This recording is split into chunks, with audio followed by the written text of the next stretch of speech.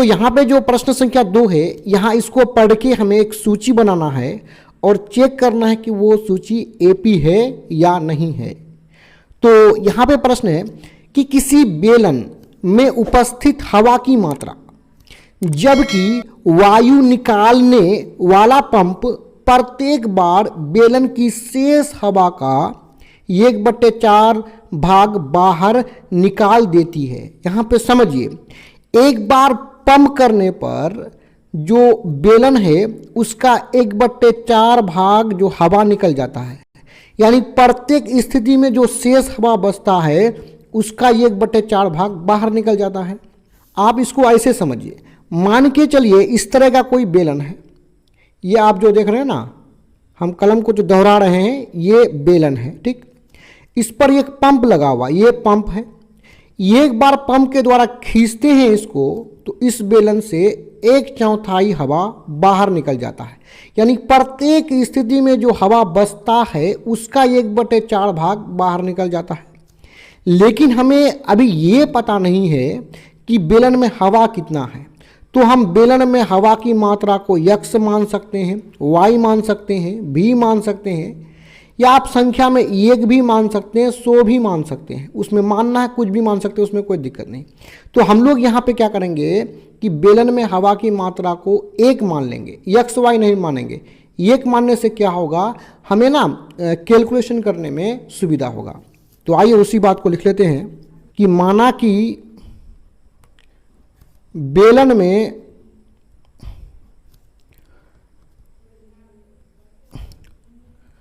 उपस्थित हवा की मात्रा कितना मान लेंगे, 1 मान लेंगे और इसमें इकाई लगा देंगे। मीटर से हम कुछ नहीं तो इकाई लगा देंगे, और हवा का जो मात्रा है वो आयतन होता है, इसलिए इकाई क्यूब हो जाएगा। देखिए, अब हम जितना बार भी पंप करेंगे बेलन में तो 1/4 हवा बाहर निकल जाएगा। लेकिन पहला स्थिति में हवा कितना होगा, इतना ही होगा ना, यानी पहला स्थिति मतलब अब तक बेलन पर पंप नहीं किए हैं, तो उस पहला स्थिति में हवा की मात्रा कितना होगा, 1 ही होगा। तो सिंपल सा लिख सकते हैं कि पहला स्थिति में हवा की मात्रा कितना हो जाएगा, 1 ही हो जाएगा। अब दूसरी स्थिति में हवा की मात्रा क्या होगा उसको समझिए। दूसरी स्थिति में हवा की मात्रा, देखिए पहली स्थिति में हवा का मात्रा कितना है, 1 है, और दूसरी स्थिति में जो ही पंप करेगा तो 1/4 भाग निकल जाएगा, यानी जितना है उसका 1/4 निकल जाएगा।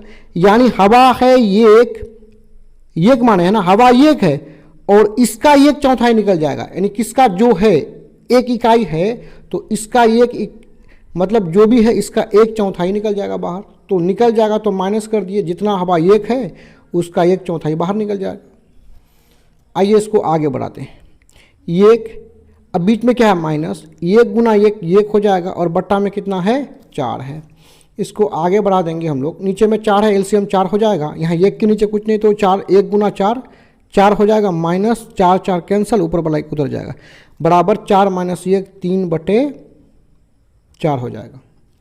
अब दूसरी स्थिति तो निकाल दी। अब तीसरी स्थिति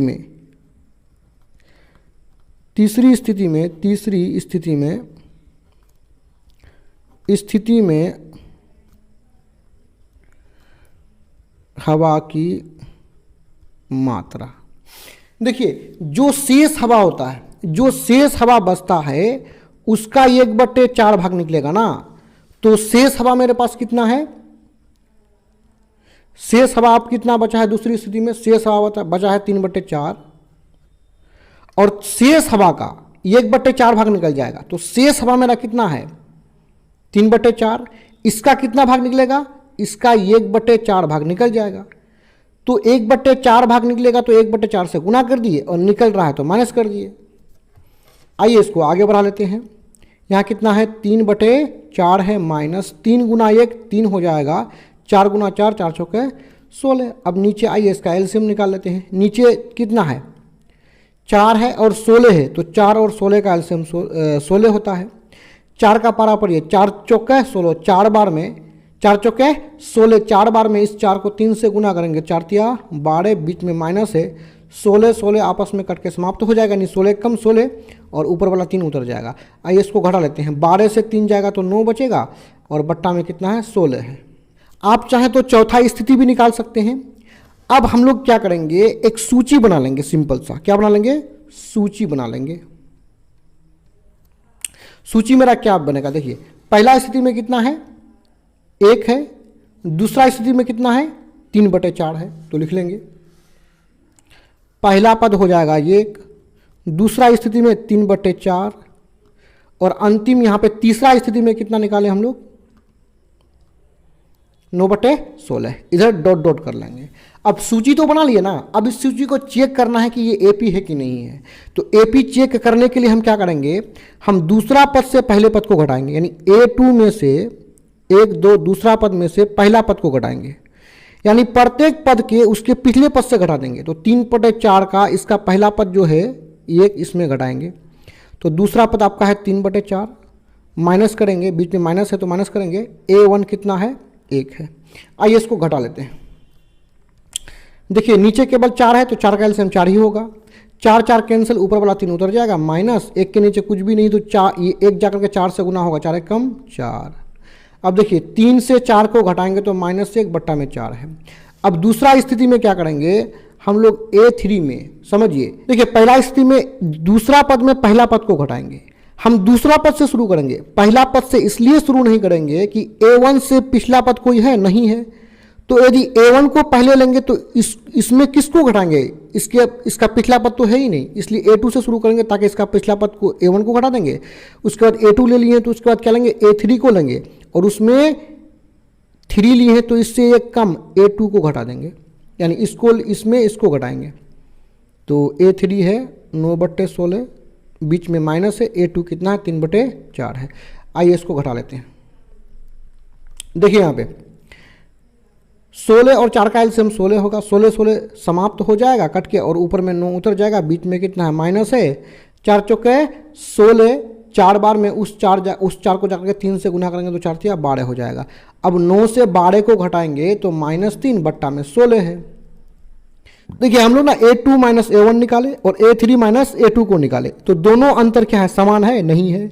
इसका मतलब इस सूची के 2 क्रमागत पदों का अंतर समान नहीं है, तो जब समान नहीं होता है तो AP नहीं होगा, तो उसी बात को लिखेंगे कि A2 - A1 जो है not equal to A3 - A2, यानी ये जो दोनों स्थिति है ये दोनों आपस में समान है नहीं है तो नॉट इक्वल टू। जब समान नहीं है तो इसलिए सूची AP नहीं है, सिंपल सा बात। यदि समान होता तो AP होता, यहां पे नहीं है तो AP नहीं है।